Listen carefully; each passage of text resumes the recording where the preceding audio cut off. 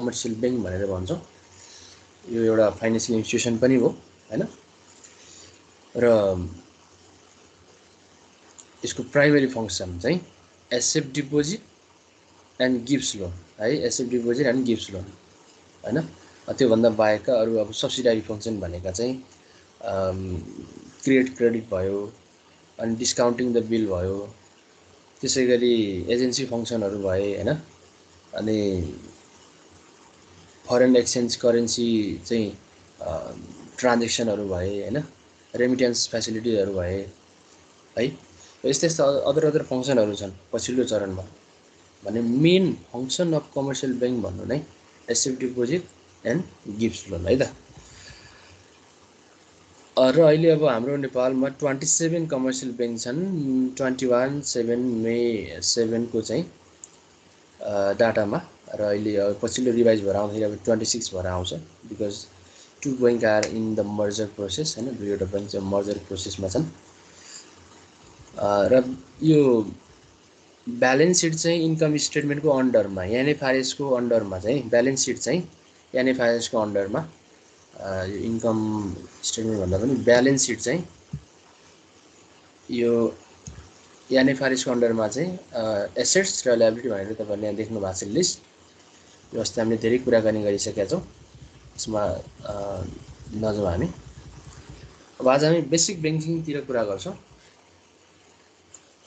The effect of opening checking account or checkable account in bank हैन। ब्याङ्कमा चाहिँ checkable account open गर्दाखेरिको प्रोसेसमा, जस्तै suppose Hari open checking account in civil bank. Civil ब्याङ्कमा हरिले चाहिँ चेकेबल एकाउन्ट चाहिँ 10,000 को ओपन गर्दैछ भने सिभिल ब्याङ्कको ब्यालेन्स सिट कस्तो देखिन्छ त भन्दा चेकेबल डिपोजिट लायबिलिटिजमा प्लस 10,000 र यता भल्ट क्यास भनेर एसेट्समा चाहिँ प्लस 10,000 है।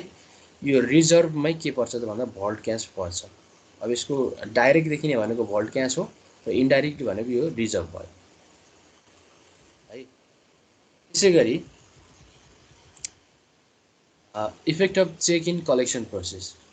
चेक डिपोजिट गराएको छ भने त्यसलाई हामी कलेक्सन प्रोसेस भनेर भन्छौँ। एउटा ब्याङ्कको चेक अर्को ब्याङ्कमा लगेर डिपोजिट गराइराखेको छ भने, जस्तै if Hari deposit the cheque of NICICI bank into Civil Bank, NICICI ब्याङ्कको चेक चाहिँ सिभिल ब्याङ्कमा लगेर 10,000 चाहिँ लगेर डिपोजिट गर्दैछ उसले, त्यो पनि ट्रान्जेक्सन एकाउन्टको थ्रुबाट है, ट्रान्जेक्सन एकाउन्टको थ्रुबाट लगेर। अब यदि त्यस्तो अवस्था छ भने सिभिल ब्याङ्कको ब्यालेन्स सिट र एनआइसिआइसिआई ब्यालेन्स सिट के कस्तो हुन्छ हेर्नुहोस्। पहिलो कुरो कलेक्सन प्रोसेसमा हुँदाखेरि चाहिँ पैसा कलेक्सन भइसकेको हुँदैन, त्यो बेलामा चेक डिपोजिट गराएको हुन्छ सिभिल ब्याङ्कमा। जस्ट सिभिल ब्याङ्कले मात्रै उसको चाहिँ इफेक्ट देखाएको हुन्छ। त्यसमा चेकेबल डिपोजिट 10,000 र cash item in collection process, cash त आइसकेको हुँदैन, त कलेक्सन प्रोसेस भनेर 10,000 देखाएको हुन्छ। हेर्नुहोस् है, यो चाहिँ कलेक्सन प्रोसेस हुँदाखेरि त्यो पैसा चाहिँ आइसकेको छैन भने। अब जब पैसा आउँछ तब ट्रान्सफर अफ फन्ड, ट्रान्जेक्सन एकाउन्टमा फन्ड ट्रान्सफर हुने अथवा पैसा आउने हैन, चेक चाहिँ क्लियरेन्स हुने, check collection process is completed हुँदाखेरि सिभिल ब्याङ्कको ब्यालेन्स सिट र एनआइसिआइसिआईको ब्यालेन्स सिटमा के कस्तो इफेक्ट हुन्छ हेर्नुहोस् है त। अब क्यास आइसके पछाडि चेकेबल डिपोजिट त 10,000 त्यो छँदैछ, त्यो पछि उसलाई चाहिँ अब फिर्ता गर्नुपर्ने पैसा, किनभने डिपोजिट भनेको मेन ल्याबिलिटिज नै डिपोजिट हो ब्याङ्कहरूको। र अर्को रिजर्भ अथवा भल्ट क्यासको रूपमा 10,000 आइहाल्यो, पैसा आइसके पछाडि त्यो नै भल्ट क्यासमा बस्ने भयो, त्यसैलाई हामी रिजर्भ भन्छौँ। अब एनआइसिआइसिआई ब्याङ्कको ब्यालेन्स सिट चाहिँ हेर्नुहोस् है त।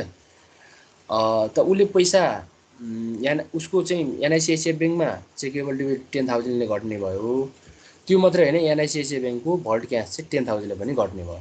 पैसा झिकिसके पछाडि उसको एसेट्स पनि घट्यो र ल्याबिलिटिज पनि घट्यो, किनभने एसेट्स ल्याबिलिटिज दुवै बराबर हुनुपर्ने हुन्छ। एउटा ट्रान्जेक्सनले बुथ साइड नै इक्वल हुनुपर्ने हुन्छ। सो ल्याबिलिटिज पनि 10,000 ले घट्यो हैन, उसले तिर्नुपर्ने एउटा दायित्व पनि 10,000 ले घट्यो, र यता उसले मेन्टेन गरेको भल्ट क्यासबाट चाहिँ अब पेमेन्ट गर्नुपर्ने हुन्छ, रिजर्भबाट नै चलाउनु पर्ने हुन्छ त्यो डिमान्ड डिपोजिट चेकेबल डिपोजिटहरूलाई हैन, विथड्रल डिपोजिटहरूलाई हैन। चेकेबल डिपोजिट भन्नु र अब डिपोजिट आउटफ्लो हैन, विथड्रल भन्नु त एउटै कुरो हो। सो भल्ट क्यास पनि 10,000 नै घट्छ, त्यो भन्नु नै अब रिजर्भ पनि घट्ने नै हो है, त यो कुरा नि भयो।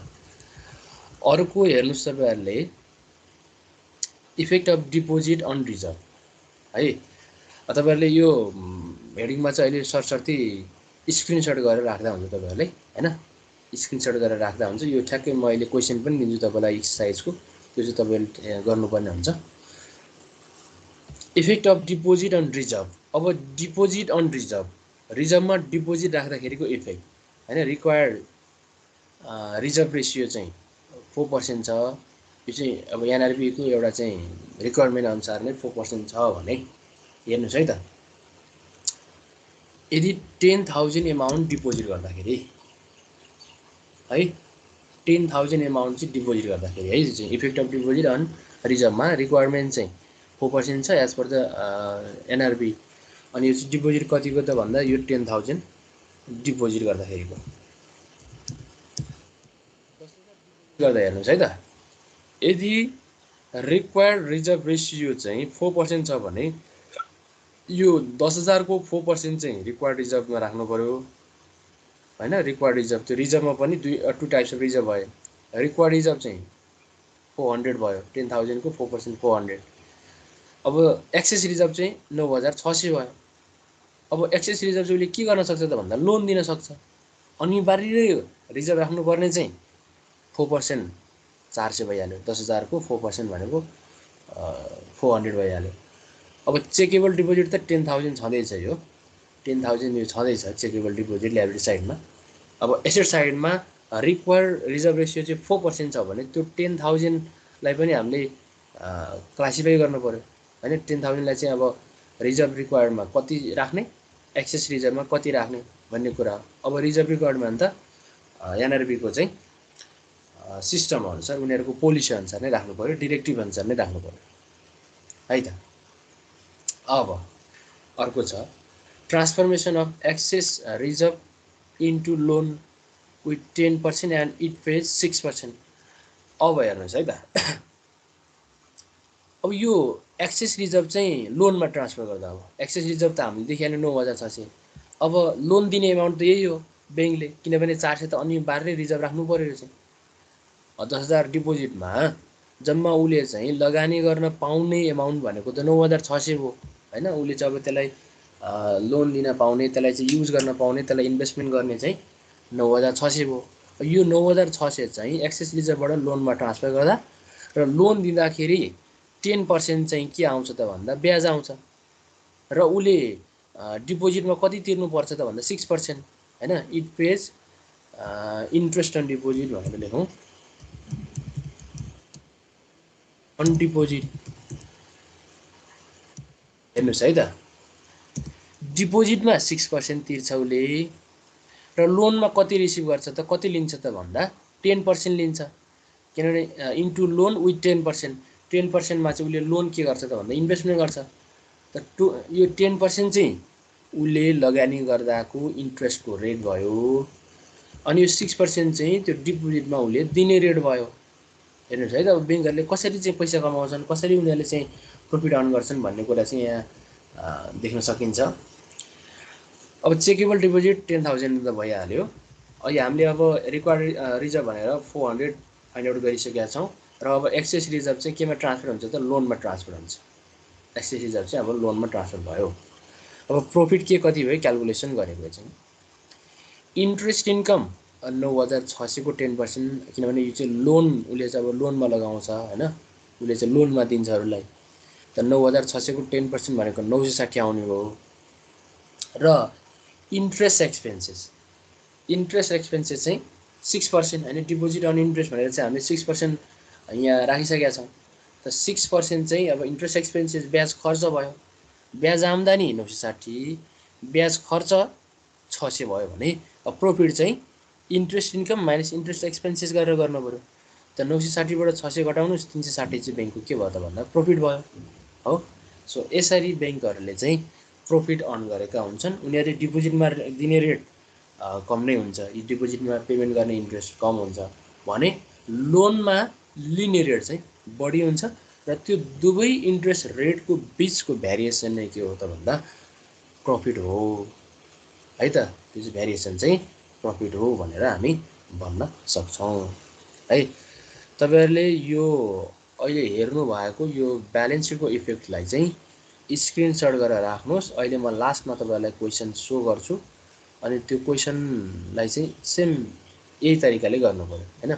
फन्ड ट्रान्सफर हुँदा हैन कलेक्सन प्रोसेस कम्प्लिट हुँदाको पार्ट भयो यो तल, यो कलेक्सन प्रोसेस कम्प्लिट हुँदाको, यो कलेक्सन प्रोसेसमै हुँदाको है, कलेक्सन प्रोसेसमै हुँदाको, यसलाई पनि तपाईँले एक क्लिक गरिहाल्नुहोस्। कलेक्सन प्रोसेस हुँदाको र यो चाहिँ कलेक्सन प्रोसेस कम्प्लिट हुँदाको है, यो कुरा ध्यान दिनु होला। कलेक्सन प्रोसेस हुँदाखेरि नै cash item in collection process भयो, अरू त सेम नै भइहाल्यो।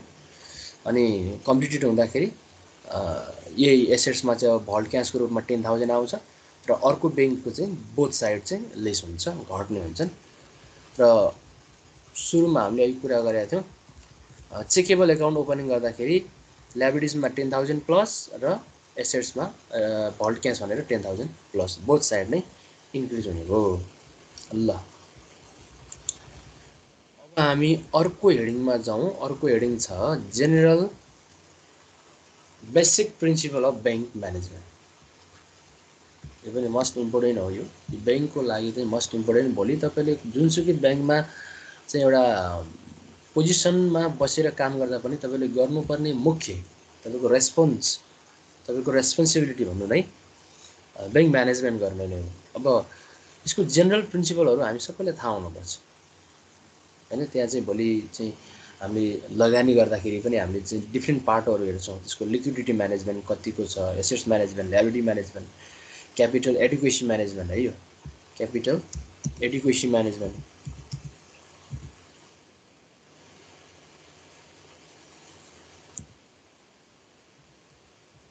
क्यापिटल एडुकेसन म्यानेजमेन्ट, यी पार्टहरू भनेको मस्ट सुड बी म्यानेज हैन। यो चाहिँ अनिवार्य मस्ट अथवा सुड बी भनेको गर्नै पर्ने हो है। अब लिक्विडिटी म्यानेज त यो अब हामीले पनि हेरिहाल्यौँ, एउटा रिजर्भलाई मेन्टेन गर्नुपर्ने हुन्छ हैन। रिजर्भलाई मेन्टेन गर्नुपर्ने हुन्छ। त्यो रिजर्भ मेन्टेन गर्नु नै अब लिक्विडिटी म्यानेजमेन्टको पार्टमै पर्यो। अर्को छ अब एसेट्स म्यानेजमेन्ट। ब्याङ्कले आफ्नो अब एसेट्स म्यानेजमेन्ट गर्नुपर्ने हुन्छ हैन। त्यसै गरी एसेट्स मात्रै नभएर ल्याबिलिटिज पनि म्यानेजमेन्ट गर्नु पर्यो। तिर्नुपर्ने धेरै कुराहरू हुन्छन् ब्याङ्कले, त्यसलाई पनि म्यानेज गर्नु पर्यो। र क्यापिटल एडुकेसी पनि मेन्टेन गर्नुपर्ने हुन्छ। यी कुराहरूकै पाटोमा रहेर अब हामी कुराकानी गर्छौँ। अब फर्स्टमा छ लिक्विडिटी म्यानेजमेन्ट है त। लिक्विडिटी म्यानेजमेन्ट भनेको के हो त भन्दाखेरि ब्याङ्कले सफिसियन्ट रिजर्भ मेन्टेन गर्नु। लिक्विडिटी म्यानेजमेन्ट भन्नु नै सफिसियन्ट रिजर्भ मेन्टेन गर्नु। के को लागि त भन्दा टु मिट डिपोजिट आउटफ्लो। किनभने अब ग्राहकले त आफूले जम्मा गरेको पैसा त उनीहरूलाई आवश्यक परेको बेलामा त विथड्र गर्ने हुन्छन् हैन, विथड्र गर्ने हुन्छन्।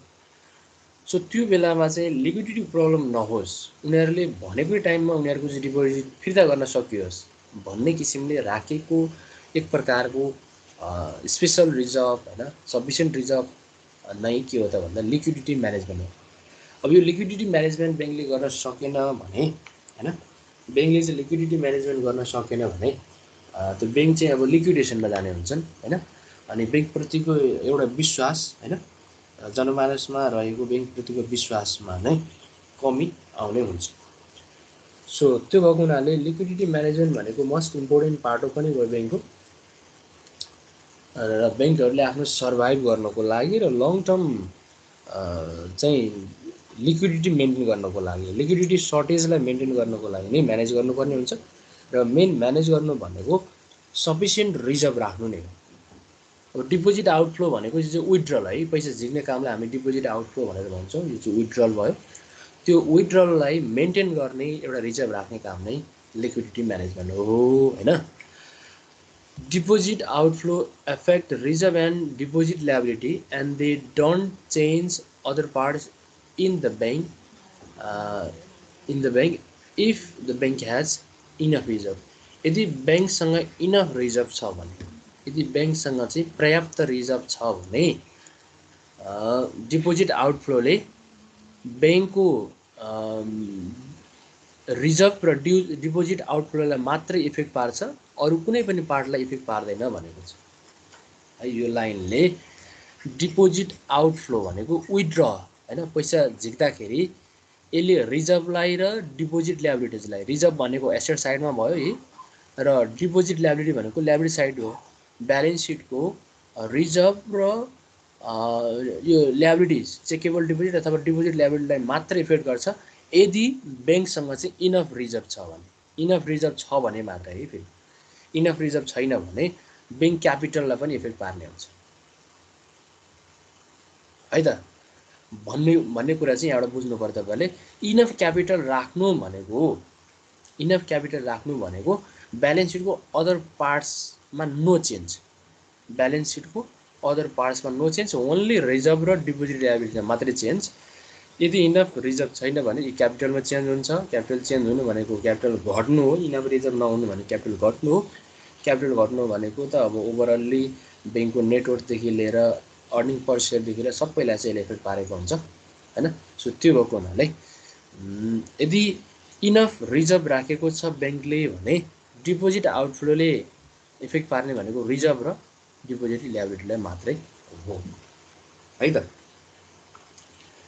र भर्खरै हामीले भनेको कुरा, यो लाइनको कुरा एकचोटि इलिस्ट्रेसनबाट पनि हेरौँ हामी है। इलिस्ट्रेसनबाट पनि हेरौँ के कस्तो इफेक्ट पार्दो रहेछ। मैले एउटा क्वेसन राखिदिएको छु तपाईँहरूलाई, यो क्वेसन हेर्नु होला। र यस्तै क्वेसन म एक्सर्साइजको तपाईँहरूलाई अहिले ग्रुपमा राखिदिन्छु, त्यहाँबाट पनि तपाईँहरूले गर्नु होला। अहिले चाहिँ यो क्वेसनलाई हेरौँ है त। Initial balance sheet of Green Valley Bank is as follows है। इनिसियल ब्यालेन्स सिट हो चाहिँ ग्रिन भ्याली ब्याङ्कको, जसमा एसेट साइडमा रिजर्भ छ 10,000, लोन्स छ 35,000, सेक्युरिटिज छ 5,000, टोटल 50,000 भयो। र ल्याबिलिटी साइडमा चेकेबल डिपोजिट 40,000, ब्याङ्क क्यापिटल 10,000 र यता पनि टोटल छ 50,000 चाहिँ बोथ एसेट्स एन्ड ल्याबिलिटी साइडमा इक्वल छ। Suppose that reserve requirement is 5%, reserve requirement चाहिँ 5% छ। And one of the customer withdraw rupees 5,000, र एउटा कस्टमरले चाहिँ 5,000 रुपियाँ चाहिँ विथड्र गरिदियो भने नम्बर एमा what looks like the balance sheet of Green Valley bank after incorporating the deposit, the outflow of deposit, deposit outflow गरिसके पछाडि होइन, त्यो एकजना कस्टमरले 5,000 विथड्र गरिसके पछाडि भर्खर तपाईँले यहाँ हेरिहाल्नुभयो, one customer who is going to withdraw 5,000 होइन, 5,000 विथड्र गरिराखेको छ भने अब ब्यालेन्स सिट कस्तो देखिन्छ त। उसले डिपोजिट आउटफ्लो गरिसके पछाडि, विथड्र गरिसके पछाडि, यो विथड्र भन्नु र डिपोजिट आउटफ्लो भन्नु एउटै हो है। विथड्र भन्नु र डिपोजिट आउटफ्लो भन्नु कुरा एउटै हो। त डिपोजिट आउटफ्लो भइसके पछाडि ब्यालेन्स सिट कस्तो देखिन्छ त भनेको छ यो नम्बर एमा। अब हामी ए को एन्सर गरौँ, त्यसमा म ब्यालेन्स सिटको फर्मेट यहाँ माथिबाट कपी गर्छु अनि ब्यालेन्स सिटको फर्मेट त्यसलाई हामी अहिले मिलाउनु पर्ने हुन्छ। तल फर्मेट मात्रै भयो भने पनि काम दिइहाल्यो।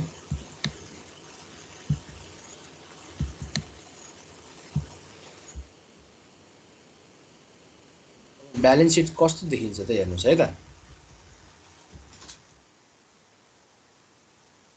ए को गर्दैछौँ अहिले।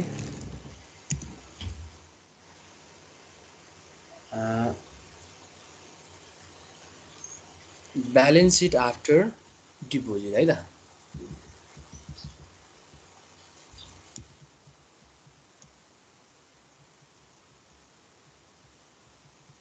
आफ्टर डिपोजिट आउटफ्लो,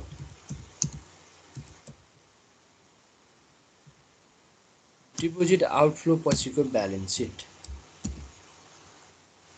ल हेर्नुहोस्।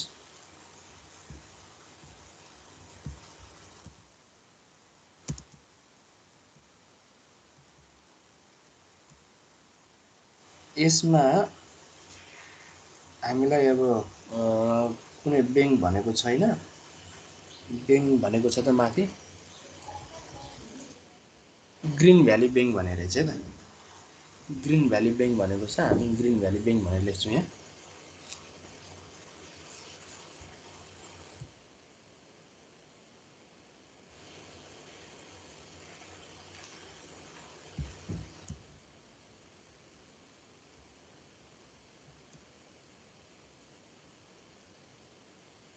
Green valley bank. अब यसको ब्यालेन्स सिटमा कस्तो चेन्ज आउँछ भनेको छ। अब डाइरेक्ट यसलाई गरिहालौँ चेन्जेस भएको पाटोलाई, ब्यालेन्स सिटमा आएको चेन्जेसलाई है त।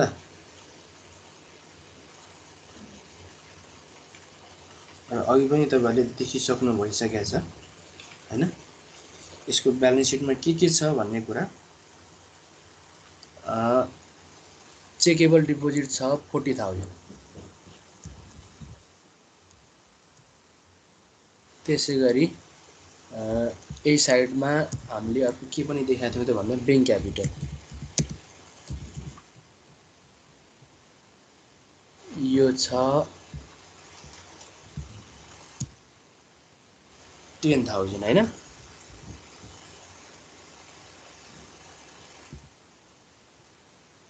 पहिला म माथिकै ब्यालेन्स सिटलाई कपी गर्छु, त्यसपछि के चेन्ज आउँछ यसमै देखाइदिइहाल्छु है। अब भल्ट क्यास हामीले रिजर्भ भनेर अघि देखाएको थियौँ 10,000।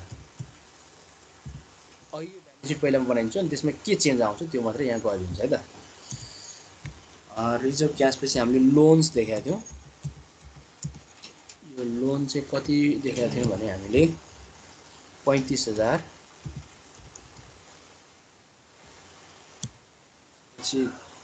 सेक्युरिटिज देखाएको थियौँ। यो चाहिँ कति देखाएको थियौँ भने 5,000 र बोथ साइड चाहिँ 50,000 भएको थियो है त।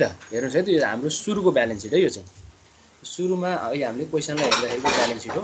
अब यसमा के चेन्ज हुन्छ त, नम्बर ए को अनुसार 5,000 चाहिँ डिपोजिट आउटफ्लो हुँदाखेरि के हुन्छ हेर्नु है त। अब केलाई मात्रै चलाउनु पर्यो त भन्दा चेकेबल डिपोजिट र रिजर्भलाई मात्रै चलाउनु पर्यो। 5,000 झिकेपछि यो 40,000बाट 5,000 घटेपछि यता कति हुने भयो भने 35,000 हुने भयो। हेर्नुहोस् है त 35,000 हुने भयो। र यता भल्ट क्यास पनि 10,000 थियो पहिला। अब 5,000 झिकिसके पछाडि यता कति हुने भयो त 5,000 हुने भयो। त यही नै चेन्ज हो यसमा चेन्जेस भनेको यही नै हो। अब यता पनि 45,000 भयो, यता पनि 45,000 भयो। ल हेर्नुहोस् है त, अघि हाम्रो ब्यालेन्स सिट चाहिँ बोथ साइड 50,000 थियो। यहाँ देखिहाल्नु भएको छ। जस्ट चेन्ज के मात्रै भयो त भन्दा चेकेबल डिपोजिट 5,000 ले घट्यो र रिजर्भ पनि 5,000 ले घट्यो। अरू त सबै नो चेन्ज होइन। लोन सेक्युरिटी ब्याङ्क क्यापिटलमा नो चेन्ज। र टोटल ब्यालेन्स सिट अब हाम्रो 5,000 झिकेपछि यता पनि 45,000 यता पनि 45,000। यो तपाईँले देखिहाल्नुभयो है त। अब नम्बर बीमा what is the excess reserve before and after deposit outflow. अब एक्सेस रिजर्भ निकाला भन्छ before and after deposit outflow. Deposit outflow हुनुभन्दा अगाडि र डिपोजिट आउटफ्लो भइसके पछाडि। हेर्नुहोस् है त, बीमा डिपोजिट रिक्वायर्ड रिजर्भ र एक्सेस रिजर्भ भनेको छ। What is the excess reserve before and after deposit outflow होइन। Excess reserve before deposit outflow.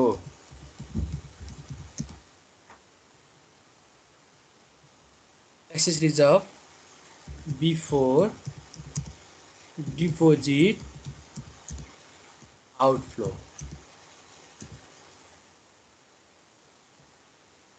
Deposit outflow हुनुभन्दा अगाडिको एक्सेस रिजर्भ है त। यही सोधेको हामीलाई। त्यसपछि अर्को आफ्टर डिपोजिट आउटफ्लो पनि सोधेको छ।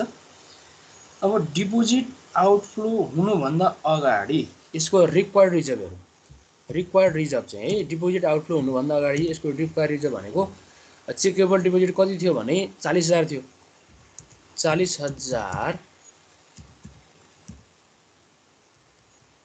40,000 को अनि यसको चाहिँ रिजर्भ पर्सेन्टेज कति छ यो तपाईँहरूले अहिले हेर्नु भएको छ 5% छ है। 5% देख्नु भएको छ तपाईँहरूले, त्यो 5% गर्नु पर्यो। रिक्वायर्ड रिजर्भ भनेको जति छ चेकेबल डिपोजिट डी इन्टु आरइक्यू यसको फर्मुला चाहिँ होइन। त्यो पनि लेख्नु ल। यो च्याप्टरमा पढिसकेको भएर अब हामीलाई थाहा छ यो कुरा। D into REQ equal to 40,000 into 5%। अब 40,000 को 5% गर्दाखेरि कति आउने हो भन्दा त यो 2,000 आउने हो। रिक्वायर्ड रिजर्भ भयो। तर रिजर्भमा कति देखाएको थियो अहिले हाम्रो ब्यालेन्स सिटमा भन्दा 10,000 देखाएको थियो। माथि ब्यालेन्स सिटमा हेर्नुहोस् है, यो माथि अहिले ब्यालेन्स सिटमा हामीले रिजर्भ भनेर 10,000 देखाएको थियौँ। भनेपछि त अब एक्सेस रिजर्भ कति चाहिँ निकाल्न सक्यो त? सक्यो नि त। भनेपछि हामीले निकाल्नु पर्यो भनेको excess reserve is equal to total reserve हामीले ब्यालेन्स सिटमा देखाएको थियौँ माइनस अब रिक्वायर्ड रिजर्भ।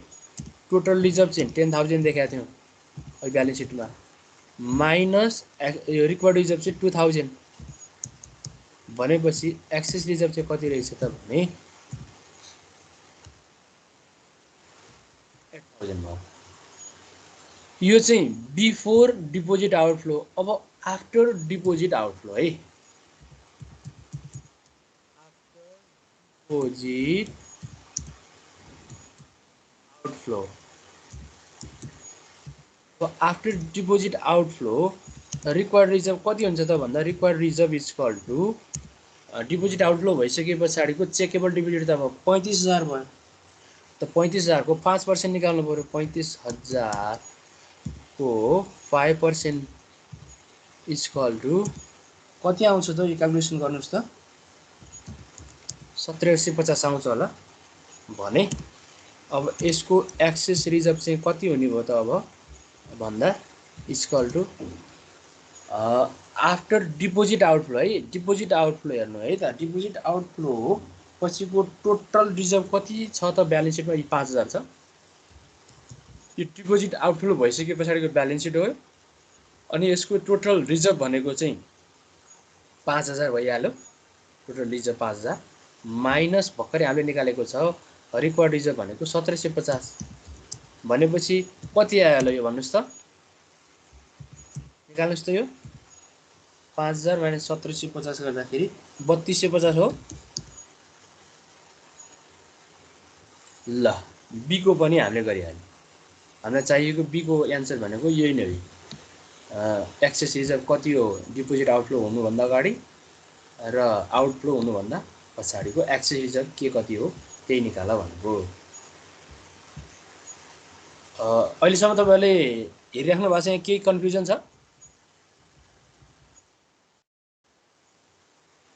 नम्बर सीमा भन्छ what conclusion you can draw from the new balance sheet. यो नयाँ ब्यालेन्स सिटबाट तपाईँले के कन्क्लुजन दिन सक्नुहुन्छ भन्छ। नयाँ ब्यालेन्स सिट भनेको यो डिपोजिट आउटफ्लो भइसके पछाडिको नयाँ ब्यालेन्स सिट भनेको यो डिपोजिट आउटफ्लो भइसके पछाडिको यो ब्यालेन्स सिटबाट तपाईँले के कन्क्लुजन दिन सक्नुहुन्छ त अब भन्नुहोस् त एकचोटि।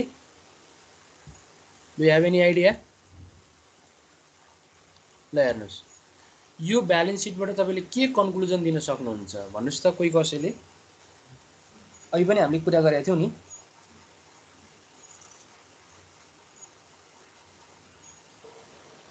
मनी विथड्र हुँदा चेकेबल डिपोजिट र भल क्यास दुवै गर्छ। हजुर हजुर, अलि सानो भइ सुन्यो मैले।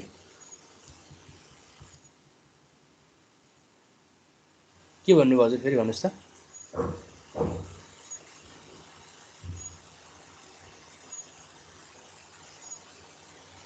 यो नयाँ ब्यालेन्स सिटबाट चाहिँ हामीले के थाहा पायौँ, के कन्क्लुजन दिन सक्छौँ भने अहिले मैले एउटा कुरा राखिदिएको थिएँ मैले यहाँ तल उयो एउटा सेन्टेन्स क्या, deposit outflow effect reserve and deposit liability and they don't change other parts in the bank other parts if the bank has enough reserve.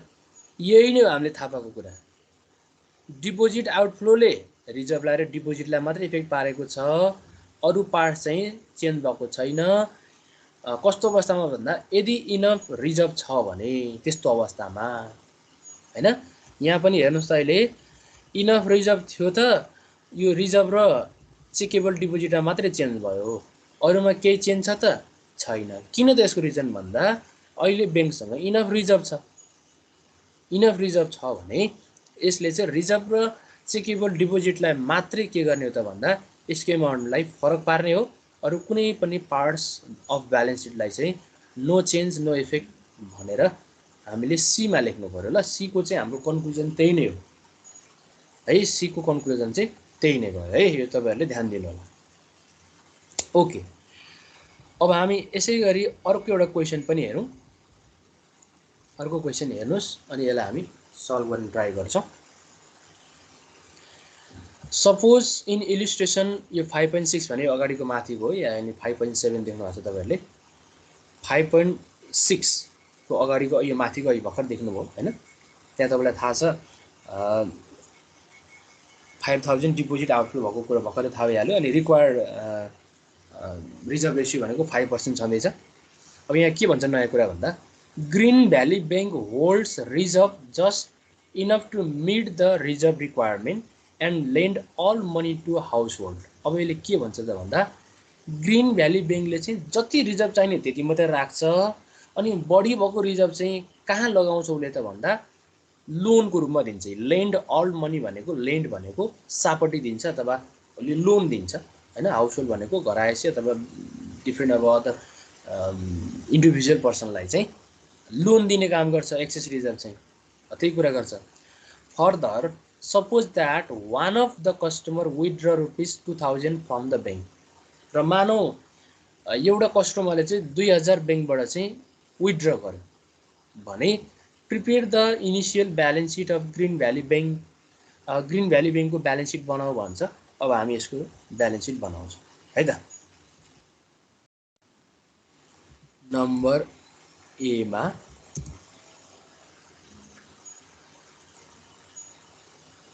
Balance seat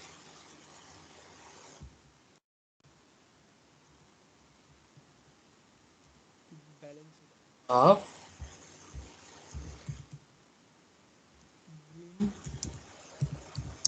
valley bank.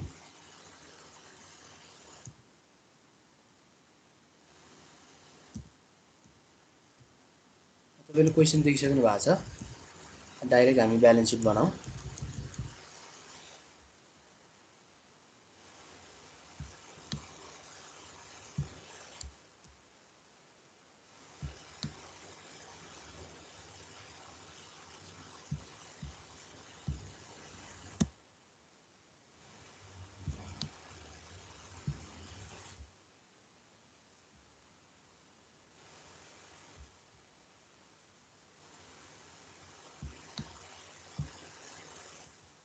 ल मैले यो भन्दा पनि माथिकै त्यो फर्मेट अहिले कपी गर्छु।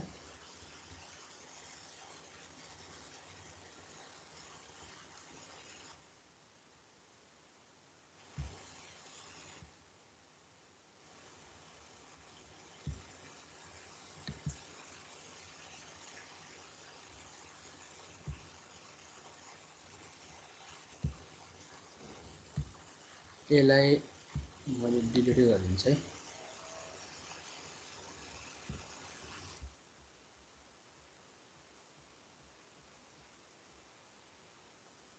माथिकै balance seat copy गरिदिन्छु। त्यसपछि अहिले यसले भनेको अनुसार के चेन्ज गर्नुपर्ने हो अनि चेन्ज गरिहाल्छौँ है त।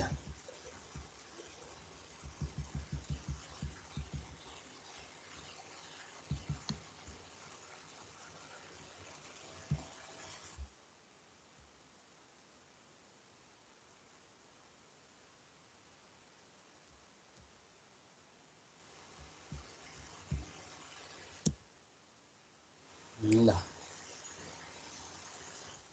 के थियो त भने, रिजर्भ जति चाहिन्छ त्यति मात्रै राख्छ र बढी भएको रिजर्भ चाहिँ उसले इन्भेस्टमेन्ट गर्छ। र एउटा कस्टमरले 2000 झिक्यो भने, एउटा कस्टमरले चाहिँ 2000 झिक्यो भने भन्ने कुरा चाहिँ बीमा भनेको छ। एमा चाहिँ prepare the initial balance seat मात्रै भनेको छ। प्रिपेयर इनिसियल सुरुको ब्यालेन्स सिट मात्रै बनाऊ भनेको छ। भनेको रिजर्भलाई चाहिँ उसले लोनमा ट्रान्सफर गर्दाखेरिको मात्रै ब्यालेन्स सिट भयो सुरुको। बीमा चाहिँ prepare the balance sheet of Green Valley bank after deposit outflow, 2000 झिकेपछिको ब्यालेन्स सिट कस्तो हुन्छ त्यो पनि देखाऊ। अनि नम्बर सीमा what problem Green Valley bank faces when deposit outflow takes place. अब यो चाहिँ कन्क्लुजनको पाटो भइहाल्यो। सुरुमा हामी इनिसियल ब्यालेन्स सिट बनाएको है। यो चाहिँ इनिसियल ब्यालेन्स सिट। यो चाहिँ कस्तो अवस्थामा भन्दाखेरि इनिसियल ब्यालेन्स सिट चाहिँ जति चाहिन्छ रिजर्भ त्यति मात्रै राखेको र बढी एमाउन्ट चाहिँ लोन दिएको कन्डिसनमा। हेर्नुहोस् है त, यो चेकेबल डिपोजिट त हाम्रो 40 नै हुने हो। सुरुमा हाम्रो चाहिँ सुरुको ब्यालेन्स सिट है, सुरुमा चाहिँ अघि हामीले हेरेको ब्यालेन्स सिटमा 40,000 नै छ त्यहाँ, अनि 10,000 भइहाल्यो। रिजर्भ अथवा भोल्ट क्यासको रूपमा चाहिँ हामी कति मात्रै राख्ने रे भन्दा जति छ यसको रिक्वायर्ड रिजर्भ त्यति मात्रै राख्ने। रिक्वायर्ड रिजर्भ कति छ त भन्दाखेरि 40,000 को 5%। यो 40,000 को 5% भनेको 2,000 मात्रै हुने हो हैन। अनि 8,000 चाहिँ एक्सेस रिजर्भ थियो। अब एक्सेस रिजर्भ चाहिँ उसले लोन दिन्छ भनेपछि त्यो एक्सेस रिजर्भ 8,000 चाहिँ यहाँ जोड्नु पर्यो। 35 मा 8,000 जोड्नुस् त कति हुन्छ भने 35 मा 40 43,000 43,000 हुने हो। हेर्नुस् है त यो यो यो चेन्ज कस्तोमा के कसरी आयो हेर्नुस्। चेकेबल डिपोजिट 40,000 थियो, यो फेरि माथिको डाटा हेर्नुस् तपाईले फेरि कस्तो कस्तो होला। 40,000 को 5% गर्दा 2,000 चाहिँ रिक्वायर्ड रिजर्भ हो। एक्सेस रिजर्भ कति थियो 8,000 थियो। अब त्यो 8,000 लाई चाहिँ 8,000 चाहिँ के गर्ने लोनमा लगाउने थप। 35,000 थियो पहिला लोन, त्यसमा 8,000 थप गर्दाखेरि कति भयो 43,000 भएको है। यो चाहिँ 43,000 भयो भनेपछि अब टोटल बोथ साइड चाहिँ टोटल कति भयो त भन्दा यहाँ पनि 50,000, यसमा पनि 50,000। यो चाहिँ इनिशियल ब्यालेन्स सिट थियो। अब बी मा गइसके पछाडी उले डिपोजिट आउटफ्लो गर्छ। कति त भन्दा 2,000 डिपोजिट आउटफ्लो गर्छ। 2,000 पैसा चाहिँ उले झिक्छ हैन। Balance seat after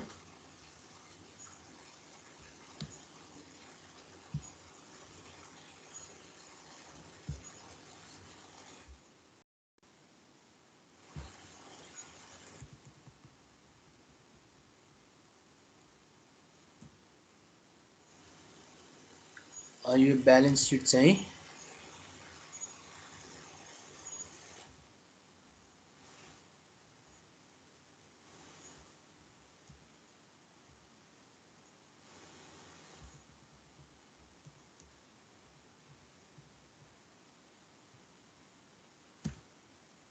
balance seat after deposit outflow है।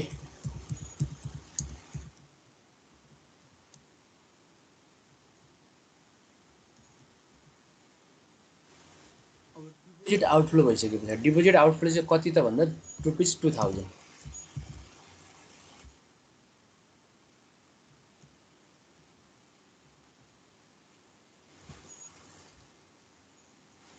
2,000 चाहिँ डिपोजिट आउटफ्लो गरिसके पछाडी हेर्नुस् है हाम्रो अहिलेको ब्यालेन्स सिट यो हो, इनिशियल ब्यालेन्स सिट यो हो। अब यसमा 2,000 झिकिसके पछाडी के हुन्छ त हेर्नुस् त, रिजर्भ घट्ने भयो। यो कति हुने भयो त भन्दा रिजर्भ अब 0 हुने भयो। चेकेबल डिपोजिट घट्ने बेताबाट 2,000 घटेपछि कति हुन्छ त यहाँ भन्दा 40,000 बाट 2,000 घटाउँदाखेरि 38,000 है। त्यसैगरी अब लोन त कति छ 43,000, यहाँ 43 को 43 नै हुने भइहाल्यो। सर हजुर हजुर त्यो मान्छेले चाहिँ 2,000 मात्रै ननिकालेर 5,000 निकालेको भए के हुन्थ्यो? अब 5,000 ननिकालेको भए हेर्नुस् है त उले राखेको रिजर्भबाट पुग्दैन थियो। रिजर्भबाट नपुगेपछि उले आफ्नो क्यापिटलबाट युज गर्नुपर्ने हुन्छ। क्यापिटल घट्छ, बैंक क्यापिटल चाहिँ घट्ने हुन्छ है। यो क्वेशन तपाईले जायज क्वेशन गर्नुभयो। यो अहिले पाटोमा आइहाल्थ्यो अर्को क्वेशनमा। अब रिजर्भ पुगेन, उले राखेको रिजर्भ अनुसार पुगेन, उले 5,000 झिक्दियो भने अब के हुन्छ त बैंक क्यापिटलबाट युज गर्नुपर्ने भयो है त। बोथ साइड चाहिँ यहाँ कति भयो भन्दा जोड्नुस् त 48,000 भयो गरे हैन। 48,000 यता नि 48,000 ल। यदि जति चाहिएको छ रिजर्भ त्यति मात्रै राखेको छ, एक्सेस रिजर्भ छैन र रिजर्भ बराबरकै कस्टमरले चाहिँ डिपोजिट आउटफ्लो गर्छ भने त्यसले चाहिँ के गर्ने छ त भन्दा रिजर्भ चाहिँ 0 बनाउने रहेछ हैन। जति रिजर्भ चाहिँ त्यति नै विथड्र भयो भने रिजर्भ चाहिँ 0 हुने रहेछ हेर्नु त। अब यसलाई अब कति रिजर्भ राख्नु पर्ने हुन्छ अहिले त भन्दा 38,000 को फेरि 5% त रिजर्भ राख्नु पर्ने हुन्छ। तर योसँग अब एक्सेस रिजर्भै छैन। त एक्सेस रिजर्भ नभएपछि यसलाई चाहिँ के आउँछ त भन्दा एउटा लिक्विडिटी प्रब्लम आउँछ के। यस्तो कन्डिसनमा अब यो बैंकलाई चाहिँ लिक्विडिटी प्रब्लम आउँछ र उसले रिजर्भ राख्नको लागि अरू बैंकबाट सापटी हुन्छ कि सेन्ट्रल बैंकबाट चाहिँ लोन लिएर हुन्छ कि हैन के हुन्छ कसरी हुन्छ चाहिँ यसले चाहिँ रिजर्भ मेन्टेन गर्नै पर्ने हुन्छ। त्यो फेस गर्नु नै यसको चाहिँ लिक्विडिटी प्रब्लम हो। किनभने राख्नै पर्ने हुन्छ एनी हाउ चाहिँ यसले चाहिँ लिक्विडिटी मेन्टेन गर्नै पर्ने हुन्छ।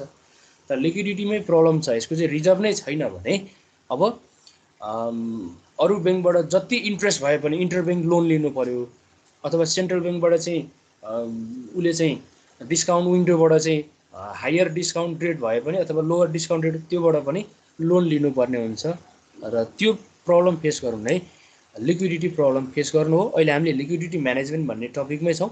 सो लिक्विडिटी म्यानेज गर्नको लागि बैंकले के राख्नु पर्यो त भन्दा एक्सेस रिजर्भ राख्नुपर्ने हुन्छ।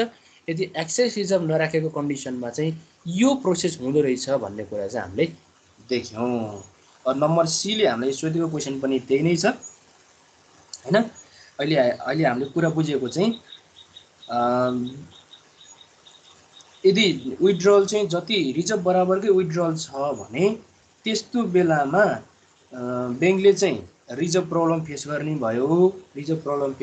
भयो र बैंकले अहिले चेकेबल डिपोजिट 38,000 को 5% रिजर्भ राख्नुपर्ने हुन्छ। 38,000 को 5% भनेको कति हुन्छ होला सायद त्यो भन्दा 1900 जति हुन्छ होला। त्यो रिजर्भ राख्नको लागि चाहिँ बैंकसँग चाहिँ अब एक्सेस रिजर्भ छैन भन्नुको मतलब अब बैंकले चाहिँ रिजर्भ प्रब्लम फेस गरिराखेको छ भन्ने कुरा चाहिँ हामीले सीको गर्न सक्छौँ हैन। सीको एन्सर तपाईले लेख्दाखेरि चाहिँ deposit outflow the amount of deposit outflow is equal with the reserve of the bank है। डिपोजिट आउटफ्लोको अमाउन्ट रिजर्भको बैंक बराबर छ। And new reserve should be maintain rupees 38,000 into 5% is equal to 1900 अथवा 1900। Now bank does not have the excess reserve so bank is facing reserve problem हैन। Reserve problem that is the liquidity problem. Reserve problem हुनु नै liquidity problem हुनु हो भन्ने कुरा चाहिँ हामीले हेर्न सक्यौँ है त। यो कुरा तपाईले बुझ्नुभयो नि अहिले बुझ्नुभयो नि यो कुरा है। यसमा आउँदाखेरि तपाईहरुलाई के क्वेशन छ अहिले यहाँ अहिले हामीले दुईवटा प्र्याक्टिस गर्यौं नि न्युमेरिकल प्रब्लम। यहाँसम्म आउँदा के कन्फ्युजन कसै तपाईहरुलाई के कतै छ जस्तै हामीले अहिले दुईवटा क्वेशन गर्यौं लिक्विडिटी प्रब्लम फेस गर्दाखेरिको हैन रिजर्भ प्रब्लम फेस गर्दाखेरिको त्यसैगरी एक्सेस रिजर्भ हुँदाखेरिको दुईवटा कन्डिसन हेर्यौं। एक्सेस रिजर्भ हुँदाखेरिको दुईवटा कन्डिसन यसमा तपाईहरुलाई के कन्फ्युजन छ भन्नुस् त। तपाईं बोलिहाल्नुस् न भन्नुस् त के छ छैन ल छैन भने भर्खरै तपाईहरुले स्टडी गर्नु भएको छ सेम यही प्रब्लम म यही प्रब्लमसँग रिलेटेड तपाईलाई दुईटा क्वेशन दिन्छु। यही प्रब्लमसँग रिलेटेड अहिले आज तपाईले घरमा गर्न पनि सक्नुहुन्छ। त्यो दुईवटा प्रब्लम दिन्छु तपाईलाई म। त्यो क्वेशन चाहिँ अब त्यो मेसेन्जरको ग्रुपमा राखिदिन्छु तपाईलाई सजिलो हुन्छ एसेसिबल पनि हुन्छ। मेसेन्जरको ग्रुपमा राखिदिन्छु म है त।